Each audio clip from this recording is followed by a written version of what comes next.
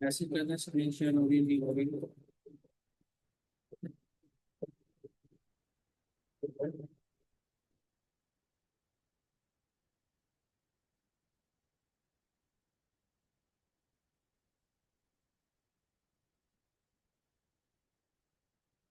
जी तो अस्सलाम वालेकुम। आज का जो हमारा टॉपिक है टेक्निकल एनालिसिस क्या है। पहले हमने पढ़ा sport and resistance. Sport and resistance की बेस पे मार्केट किस तरह काम करती है, बहुत ही सारे बेसिक। उसके बाद में कैंडलस्टिक पैटर्न कैंडल्स मार्केट के लोगों को कैसे चेंज करते हैं, काम क्या होते हैं। उसके बाद हमने पढ़ा सप्लाई एंड डिमांड की। सप्लाई एंड डिमांड बेसिकली क्या चीज़ होती है। यहाँ पे एग्रेसिव बाइंग डिमांड होती है, एग्रेसिव सेलिंग सप्लाई होती है, उसमें भाग या कुछ कैसे करते हैं। ये जो पिछले टॉपिक्स थे वो सारे थे बेसिक के। तो आज का जो सेशन है, जो आगे नेक्स्ट जितने भी सेशन होंगे वो सारे एडवांस सेशन होंगे। वो थोड़े डिफिकल्ट भी होते हैं, थोड़े मुश्किल भी होते हैं। तो आपने कोशिश करनी है, नोट डाउन करते रहना है। जो भी सवाल हो आपने लिख लेना है, बाद में सवाल जवाब हो जाएंगे। लेकिन अब जो पॉइंट समझाया जाए उसको नोट डाउन करना है ताकि आपको ईजी हो। बाकी वीडियोस वगैरह तो मैं रिकॉर्ड कर लिया, ग्रुप में भी आ जाती है। टेक्निकल एनालाइजिंग है तो what is technical analysing. Technical analysing होती क्या है। Technical trading involves evaluation securities by analysing historical price data. Technical analysing basically जो है तो प्राइस डेटा को समझने एनालाइज करने के लिए यूज होती है, या उसके वॉल्यूम हो गया एंड चार्ट पैटर्न हो गए, तो इन चीज़ों को सारा करने के लिए इसको क्या कहते हैं, टेक्निकल एनालाइजिंग। अब trader use it to predict future price movement based on past performance. अब ट्रेडर इसको इसलिए यूज करते हैं कि वो प्राइस, फ्यूचर प्राइस आगे प्राइस किस तरफ जाने वाली है उसको प्रिडिक्ट करने के लिए किसको देख के करते हैं, जो पास्ट में परफॉर्मेंस गुजर चुकी होती है, मतलब पीछे मार्केट गुजर चुकी है, उसको एनालाइज करके आगे की प्लानिंग करते हैं कि आगे मार्केट किस तरफ जाएगी, उसको प्रिडिक्ट करते हैं। अब common tools include moving average, trend lines and indicators like RSI. मतलब अब इसमें जो कॉमन टूल्स हैं वो है मूविंग एवरेज, एक इंडिकेटर होता है, उसके बाद ट्रेंड लाइंस होती हैं और कुछ इंडिकेटर्स होते हैं जैसे कि आरएसआई। तो it helps identify potential entry and exit point. ये जो हम टूल्स वगैरह पढ़ेंगे इसके, वो हमें बेसिकली बताते हैं, आइडेंटिफाई करते हैं कि आपने एंट्री कब लेनी है और एग्जिट कब होना है, कहाँ से कहाँ तक आप ट्रेड चला सकते हैं। अब basically four kind of technical analysis. Technical analysis करने के लिए आपके पास चार चीजें होना मस्ट है, चार चीजें आना बहुत जरूरी है। जिसमें नंबर वन पे आती है कैंडलस्टिक पैटर्न्स, जो कि हम पहले भी पढ़ चुके हैं। तो दूसरे नंबर पर आता है टेक्निकल टूल्स। टेक्निकल टूल्स कौन कौन से हैं, और चार्ट पैटर्न्स। जो चार्ट पे पैटर्न्स बनते हैं, एक तो कैंडलस्टिक पैटर्न होता है कि कैंडल्स का पैटर्न होता है, एक तो पूरे चार्ट का पैटर्न बनना, तो वो क्या चीज़ होता है। उसके बाद टेक्निकल इंडिकेटर्स क्या चीज़ होता है, टेक्निकल इंडिकेटर कौन कौन से हैं, उसका यूज वगैरह कैसे होता है, वो सारा कुछ हम डिस्कस करेंगे। ये चार टाइप होती हैं टेक्निकल एनालाइज करने के लिए जो हम यूज करते हैं। पहले कैंडलस्टिक पैटर्न को पढ़ते हैं। तो जैसे कि मैंने बताया था, ग्रीन कैंडल होती है, एक रेड कैंडल होती है। ग्रीन कैंडल में बायर्स होते हैं, रेड कैंडल्स में सेलर होते हैं। ग्रीन कैंडल क्या होती है, नीचे से ओपन होती है, ऊपर क्लोज होती है, नीचे से ऊपर क्लोज होगी। और ये यहाँ तक जाती है, उस प्राइस को क्या कहते हैं, लो प्राइस। ये जो हिस्सा होता है, ये ग्रीक लाइन होती है, इसे शेडो कहते हैं। और जहाँ ऊपर जहाँ तक जाती है वो हाई प्राइस होती है, चाहे वो रेड है या ग्रीन है। हाँ, बस फर्क इन दोनों में इतना है, जो कलरफुल हिस्सा होता है ये वाला, इसे बॉडी कहते हैं। लेकिन ये जो ओपन ग्रीन कैंडल नीचे से ओपन होती है ऊपर क्लोज, और रेड कैंडल ऊपर से ओपन होती है नीचे क्लोज होती है, यही डिफरेंट होता है इनमें।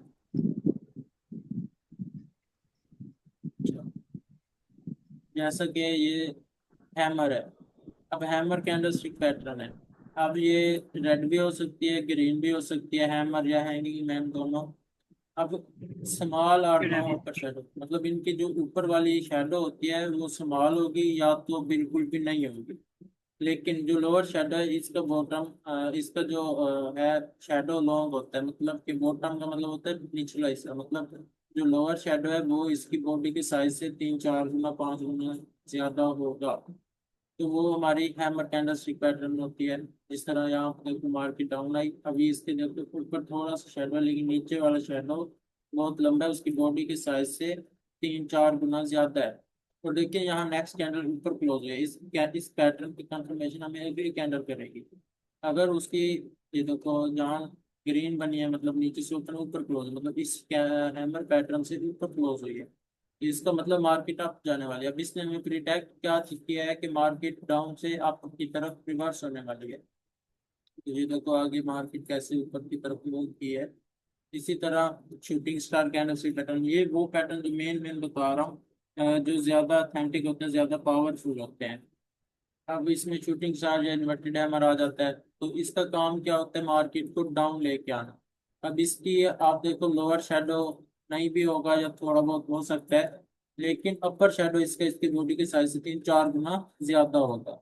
इस तरह यहाँ पे देखिए आप ट्रेंड में गई हुई है। अब ये देखो, ये इसकी निशानी है, ये बॉडी है, इसकी 2 गुना ऊपर भी कैप, लेकिन नेक्स्ट कैंडल नीचे क्लोज है। अब नेक्स्ट कैंडल नीचे क्लोज है तो ये शूटिंग स्टार है, तो इसका काम है मार्केट को गिराना। तो ये देखो अप ट्रेंड था, मार्केट अप जा रही थी, और इसके बनने के बाद अगली कैंडल नीचे क्लोज होकर कंफर्मेशन दी है कि मार्केट नीचे आने वाली है। तो यहाँ पे हमने ट्रेड लगानी थी शॉर्ट की। मार्केट देखो कैसे रिपीटली तरीके से नीचे की तरफ मूव कर रही थी। एक और ट्रिपल कैंडलस्टिक पैटर्न का पैटर्न आया है, मॉर्निंग स्टार कैंडलस्टिक पैटर्न, जो कि हमने पहले ट्रिपल कैंडलस्टिक पैटर्न में पढ़ा है। तो ये भी बहुत स्ट्रॉन्ग होता है, morning star and evening star, ये बहुत स्ट्रॉन्ग पैटर्न होते हैं। मार्केट डाउन आ रही होगी, एक रेड कैंडल बनेगी लंबी, फिर एक छोटा सा स्टार बनेगा, मतलब जैसे हैमर की बॉडी होती है ना, इतनी सी बॉडी होगी, लेकिन ऊपर भी छोटी सी वीक होगी, नीचे भी होगी, बिल्कुल छोटा सा, इससे स्टार कहते हैं। फिर एक ग्रीन कैंडल ऊपर की तरफ बनेगी। अब आ तो डाउन रही थी, तो ऊपर बन गया। अब नेक्स्ट कैंडल देखेंगे, वो नीचे से ओपन होगी, ऊपर जाके इस पैटर्न से ऊपर क्लोज होगी, तो मतलब वो मार्केट अप जाने वाली है। तो इसने कंफर्मेशन दिया ऊपर क्लोज होगी, तो मतलब वो मॉर्निंग स्टार है, तो इसका काम है तो मार्केट को अप लेके जाना। एक बुलिश पैटर्न है, तो मार्केट में हम बाय की ट्रेड लगाएंगे। जैसे यहाँ पे देखें डाउन आ रही थी मार्केट, एक रेड कैंडल बनी, छोटा सा स्टार बना, फिर एक ग्रीन कैंडल बनी, और फिर मार्केट ऊपर की तरफ मूव कर गई। क्यों? क्योंकि नेक्स्ट कैंडल ने ऊपर क्लोज होके कंफर्मेशन दी है कि मार्केट आप जाने वाली है। स्टॉप लॉस हम अपना लॉक लगाते हैं। उसके बाद evening star candle stick pattern, ये भी बहुत स्ट्रॉन्ग पैटर्न होता है। तो इसको देखें आप, पहले एक ग्रीन कैंडल बनती है, उसके बाद एक छोटा स्टार बनता है, लेकिन अब मॉर्निंग स्टार में क्या था, ये स्टार नीचे की तरफ था, और ये रेड थी ये ग्रीन थी, लेकिन इसमें क्यों मुसलसल अप जा रहा है, तो ये ऊपर यही मार्केट ग्रीन कैंडल बनी, फिर एक स्टार बना। अब ये जो स्टार है इसका कलर कोई भी हो सकता है, इसका कलर मैटर नहीं करता, लेकिन इससे अगली कैंडल फिर रेड बननी चाहिए, क्योंकि वो मार्केट को नीचे लेके आएगी। तो अब तीन कैंडल पैटर्न बन गया, और इवनिंग स्टार में कंफर्मेशन हो गया। अब ये कैंडल देखो इधर बराबर क्लोज है, तो हम एंट्री नहीं लेंगे। अगली कैंडल नीचे क्लोज है, तो इस पे हम शॉर्ट की एंट्री लेंगे।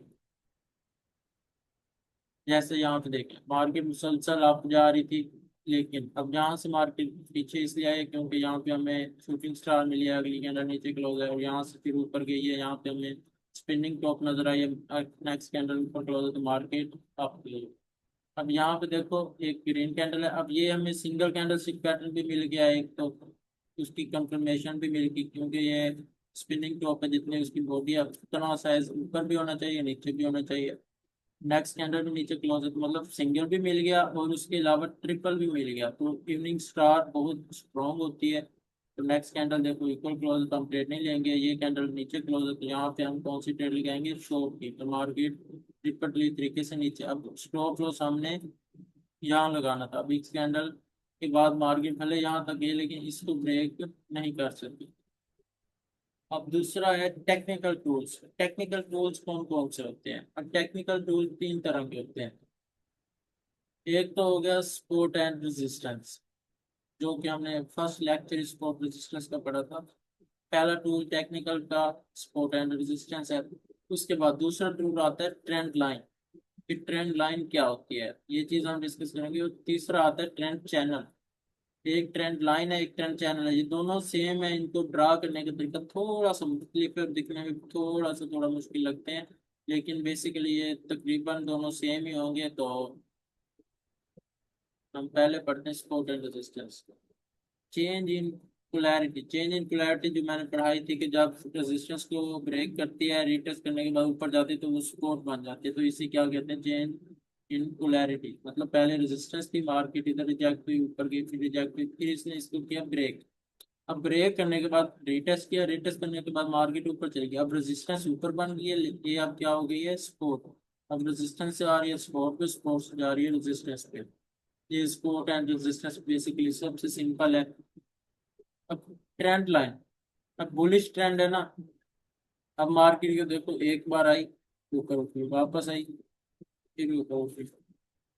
अब हमने तिरछी सपोर्ट जिसका कह सकते हैं आप, एक यहाँ से पॉइंट लेना है, तो थोड़ा तिरछा बनाना है कि जहाँ पे ये भी टच हो मार्केट को, मतलब जहाँ एक और दो बार मार्केट टच हो। बुलिश ट्रेंड है तो हम नीचे से लगाएंगे। ये अक्सर लोग मिस्टेक करते हैं, बुलिश ट्रेंड तो ऊपर से लगा रहे होते हैं लाइन, ऊपर से नहीं लगानी, नीचे से एक लाइन लगानी है और देखने के एक पॉइंट यहाँ है तो अगला ऊपर होना चाहिए और इसको टच भी होना चाहिए, फिर अगला ऊपर होना चाहिए, इसको टच होना चाहिए, एक दो तीन। तो वो हमारा ट्रेंड डिफाइन करता है कि अब हमारा बुलिश ट्रेंड चल रहा है या बेरिश ट्रेंड चल रहा है। ठीक है। उसके बाद ट्रेंड चैनल। अब ट्रेंड चैनल क्या होता है कि एक ही सर्कल में मार्केट मूव कर रही होती है, लेकिन इससे आप जैसे हमने पढ़ा था ना साइड वेज, वैसे भी है, लेकिन ये तिरछी है। तिरछी का मतलब है ट्रेंड अप चल रहा है, क्योंकि नाम भी ट्रेंड का यूज हो रहा है। और चैनल बन रहा है कि ऊपर से भी वो एक ही पॉइंट पे टच हो रहा है और नीचे से भी एक पॉइंट पे टच हो रहा है। जैसे कि यहाँ पे देखो, एक ये पॉइंट नीचे आ गया ऊपर से, ये पॉइंट आ गया, फिर यहाँ पे नीचे टच हो रहा है, फिर यहाँ से ऊपर टच हो रहा है। ना ऊपर से ब्रेक हो रही है ना नीचे से ब्रेक हो रही है, लेकिन ट्रेंड अप जा रहा है, तो इसे हम ट्रेंड चैनल कहते हैं। समझ आ गई। और नेक्स्ट चलते हैं। अब ट्रेंड चैनल तीन तरह के होते हैं, जैसे मैंने पहले बताया। जो ऊपर की तरफ जा रहा होता है ना, वो होता है असेंडिंग चैनल। एक सर्कल में ना वो ऊपर से तिरछी सपोर्ट को ब्रेक कर रहा है, ना तिरछी रेजिस्टेंस को ब्रेक कर रहा है। एक तो ये वाला जैसे ओरिजेंटल चैनल है, ये सपोर्ट रेजिस्टेंस होती है ना, तो वो हमारे पास ओरिजेंटल चैनल बन रहा होता है, इसका नाम दिया जाता है। जो मतलब दो कई दो से तीन बार एक ही सर्कल में मूव करता है तो वो फिर ओरिजेंटल चैनल बन गया। अगर ऊपर की तरफ ही एक ही सर्कल में घूम रहा है तो वो असेंडिंग चैनल हो जाता है। अगर वो नीचे की तरफ आ रहा है तो वो डिसेंडिंग चैनल है। डिसेंडिंग में ऊपर से नीचे की तरफ आ रहा होता है, असेंडिंग में नीचे से ऊपर की तरफ जा रहा होता है। तो हॉरिजॉन्टल में साइडवेज जो हमारा ट्रेंड होता है वो हॉरिजॉन्टल चैनल होता है। उसके बाद आ गया चार्ट पैटर्न। चार्ट पैटर्न्स किस तरह के होते हैं, क्या चीज होती है, ये देखो। अब ये हमारे पास है ascending try angle. Try angle का मतलब होता है, आपको पता है ट्राई एंगल इस तरह से बनता है, एक ये ऐसे बनता है ट्राई एंगल, ये वाला। तो ये हमारे पास क्या होता है, ट्राइंगल होता है। तो अब यहाँ पे देखिए, ये हमारे पास स्ट्रॉन्ग रेजिस्टेंस है। अब ये कैसे बनता है कि मार्केट ऊपर वाले लेवल को तो ब्रेक नहीं कर रही, वीक ऊपर जाती है नीचे आ जाती है। मतलब वीक के भले ऊपर चली जाए कोई इशू नहीं है, हमारी रेजिस्टेंस पॉइंट पे होता है, लेकिन नीचे से वो ट्रेंड को फॉलो कर देते हैं। जैसे हम ट्रेंड लाइन मैंने पढ़ाई थी कि नीचे से ऊपर की तरफ जाती है, तिरछी स्पॉट है। अब नीचे से वो ऊपर क्लोज होती जा रही है, ऊपर से वो उसको भी ब्रेक नहीं कर रही। अब यहाँ पे देखो, इतनी तीन चार कैंडल, तीन थोड़ा ऊपर होंगी तो दो तीन कैंडल, दोनों ऊपर होंगी तो छोटी छोटी कैंडल, फिर एक वक्त आता है ये क्लोज हो जाती है। अब यहाँ पे इसने करना होता है ब्रेकआउट या ब्रेक डाउन। अगर तो ऊपर रेजिस्टेंस उसकी सेम है और नीचे से तिरछी सपोर्ट है तो वो हमारा होगा असेंडिंग ट्रायंगल। वो कंफर्म रेजिस्टेंस को ब्रेक करेगा तब जब ट्रेंड भी उसके करीब होगा। तो इस कैंडल ने यहाँ ब्रेकआउट दी तो मतलब मार्केट अप चली जाएगी। अब डिसेंडिंग में क्या होता है कि तिरछी रेजिस्टेंस होती है लेकिन सपोर्ट लेवल हॉरिजेंटल हो जाता है, मतलब एक ही लाइन में हो गया, नीचे की तरफ ब्रेक नहीं हो रहा, लेकिन ऊपर से वो नीचे की तरफ हो जाता है। अब ये हाई बना, अब ये भी हाई बना, नीचे से ऊपर गई तो हाई है, लेकिन इससे नीचे तो लोअर हाई हो जाएगा। अब ये इससे लो बना है लेकिन नीचे से ऊपर गई तो हाई बना है, इसलिए ये लोअर हाई, मतलब जो मुसलसल नीचे की तरफ लोअर हाई बनाए। हाई तो बना रहा है लेकिन पिछले हाई से नीचे बन रहा है, तो वो डिसेंडिंग ट्राइंगल होता है। ठीक है। एंगल रेजिस्टेंस लाइन, जो मैंने कहा था कि तिरछी सपोर्ट एंड रेजिस्टेंस। अब इसकी रेजिस्टेंस तिरछी है क्योंकि रेजिस्टेंस ऊपर से होती है, लेकिन नीचे से वो सपोर्ट पॉइंट को ब्रेक नहीं कर रहा। वीक आती है, कैंडल आती है, वीक बना के ऊपर चली जाती है, आती है, वीक बना के ऊपर चली जाती है। इसका मतलब यहाँ पे अब बायर्स है, लेकिन ये लोअर हाई बनने का मतलब है कि बायर्स का प्रेशर भी कम है। अब यहाँ पे आगे इसने ब्रेकआउट देना है और मार्केट ने एक बार रिटेस्ट करना है, रिटेस्ट करने के बाद मार्केट डाउन चली जाएगी। तो ये होता है डिसेंडिंग ट्राइएंगल। तो तीसरा चार्ट पैटर्न है बुलिश फ्लैग। अब मुसलसल ग्रीन कैंडल्स बनती जा रही है, बनती जा रही है, और वहां पे थोड़ी सी नीचे की तरफ साइडवेज होती है, फिर ब्रेकआउट हो जाता है। तो ये इसे हम पूल कह सकते हैं। ये वाला एक रेक्टेंगल से हम सब बना देंगे, इसको एक लाइन लगा दी यहाँ पे, थोड़ा रेक्टेंगल से वो बना दिया, फोक्स सा बना दिया। तो जैसे ही उस फ्लैग को, जो झंडा होता है, इस झंडे को ऊपर की तरफ ब्रेकआउट मिलेगा, अगर तो वो बने सीधा फ्लैग तो मतलब ये बुलिश है। ठीक है, तो वो ब्रेकआउट होने के बाद मैं यहाँ पे एक बुलिश पैटर्न मिलेगा कैंडल स्टिक का, तो हम यहाँ पे बाय की ट्रेड लगाएंगे, मार्केट अप चली जाएगी। फिर एक होता है बीरिश फ्लैग, जो कि जो सेलिंग हो रही थी, फिर ये साइडवेज हो जाती है मार्केट काफी टाइम के लिए, तो फिर वहां से ब्रेक डाउन मिल जाता है। जैसे ब्रेक डाउन होगा, ये दो कैंडल रिटेस्ट के लिए गई, यहाँ पे हमें स्पिनिंग टॉप मिल गई, उसके बाद नेक्स्ट कैंडल नीचे क्लोज होकर मुझे कंफर्म में मार्केट डाउन जाएगी, तो हम यहाँ पे शॉर्ट की ट्रेड लगा सकते हैं। अब ये वाला जो हिस्सा, ये पूल होता है, मतलब ठंडा हो गया, क्योंकि देखो ना एक ही सर्कल में चल रहा है। ये रेक्टेंगल लेके आता हूँ, तो यहाँ से देखो नीचे की तरफ एक ही सर्कल में चल रहा है, लेकिन यहाँ पे भी फिर नीचे की तरफ एक, तो ये मतलब फ्लैग बन जाती है, लेकिन उल्टा बना है। पहले क्या था, सीधा सीधा फ्लैग बनता है वो बुलिश होता है, जो उल्टा बन रहा है तो वो बेरिश है। और बेरिश में ब्रेक डाउन होने के बाद, रिटेस्ट के बाद हमने ट्रेड लगानी होती है, उससे पहले नहीं लगानी होती। अब टेक्निकल इंडिकेटर्स, चौथा टाइप्स में टेक्निकल इंडिकेटर्स आते हैं। तो टेक्निकल इंडिकेटर कौन कौन से हैं, ये हम पढ़ते हैं। अब इसमें आ जाते हैं तीन, एक मूविंग एवरेज, एक डायनामिक सपोर्ट एंड रेजिस्टेंस, और एक है आरएसआई डिवर्जेंस। अब जो मूविंग एवरेज है, ये दो तरह के होते हैं, एक अप ट्रेंड के लिए यूज होता है, एक डाउन ट्रेंड के लिए यूज होता है। Dynamic support and resistance same है, क्योंकि पहले भी हमने यही पढ़ा है कि मूविंग एवरेज में सपोर्ट एंड रेजिस्टेंस आती है। एहसन राजपूत, आप माइक म्यूट करें।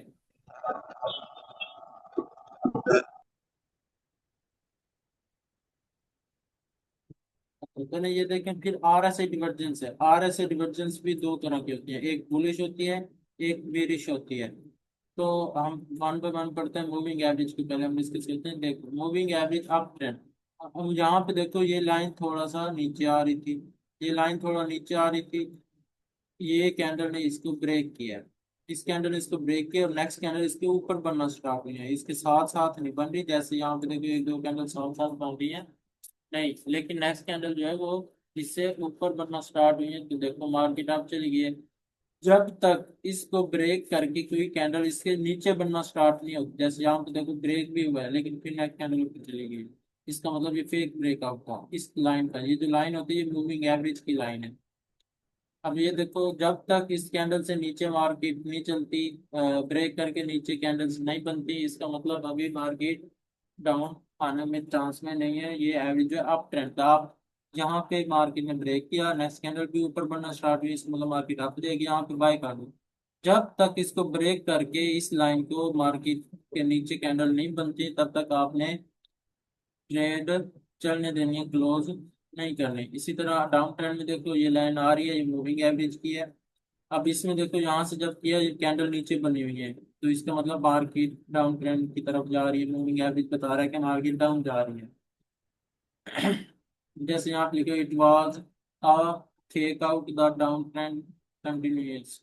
इसका मतलब इसमें क्या होता है कि आपने क्या करना है, मार्केट नीचे आ रही है, आ रही है, आ रही है, तो आपने जब तक इसको ऊपर, यहाँ से आपने ट्रेड लगानी है, जब तक इसको ब्रेक करके कैंडल इसके ऊपर, जैसे ये ब्रेक हुई है, अगली कैंडल को चाहिए तो यहाँ पे बनती, फिर हम कह सकते हैं कि ये अप ट्रेंड की तरफ मूव हो गया है।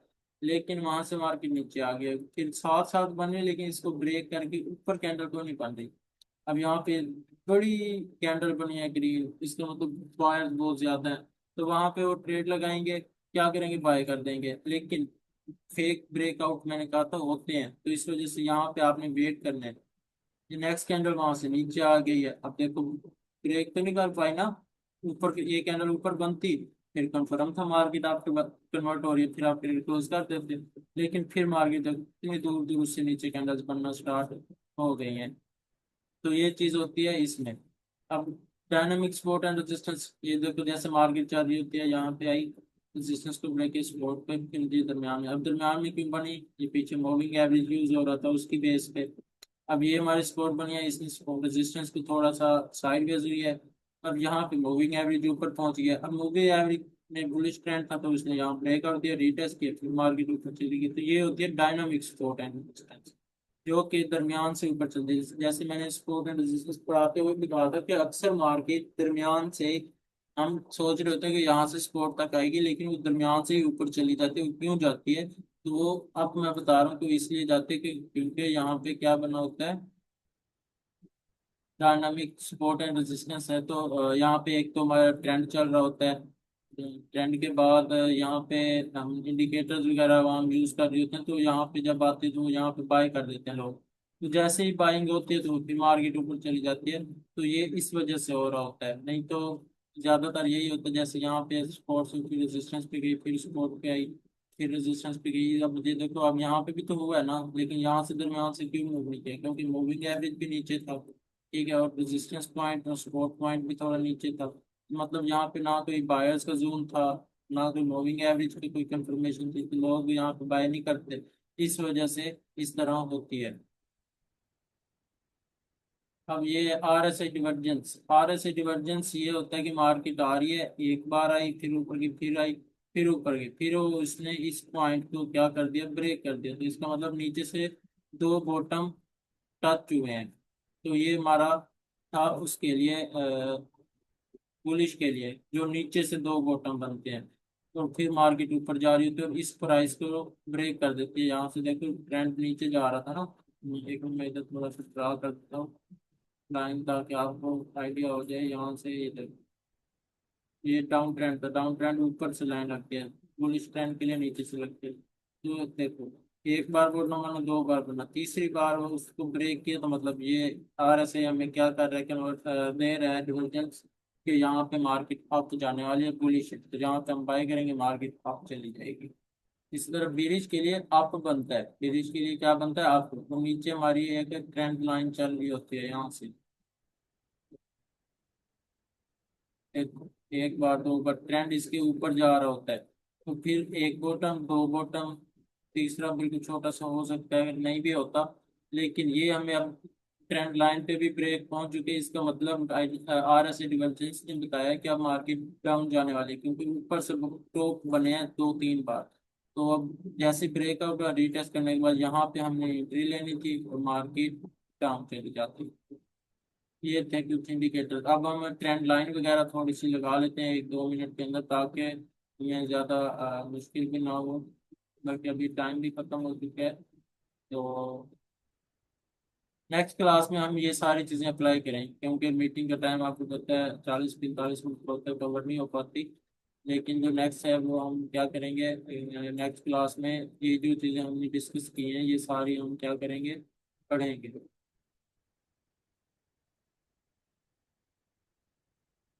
समझ आ गया। अब जहाँ तक कोई किसी को सवाल हो, कुछ समझ ना आए हो, वो सवाल कर लें। बाकी इसको अप्लाई कैसे करना है वो हम नेक्स्ट क्लास में सारे को हम अप्लाई करेंगे, कि ट्रेंड लाइन हमने लाइव मार्केट पे, कि ट्रेंड लाइन कैसे ड्रा करनी है, ट्रेंड चैनल कैसे फाइंड करेंगे, चार्ट पैटर्न कैसे बनने हैं, ये सारा कुछ, और आर एस आई के यूज़ कैसे होना है, ये सारा कुछ हम करेंगे। जल्दी जल्दी सवाल करें, आई थिंक टाइम भी बिल्कुल शॉर्ट सा रह गया मीटिंग का, 5 मिनट है, 5 मिनट में कर लीजिए जो सवाल करना है।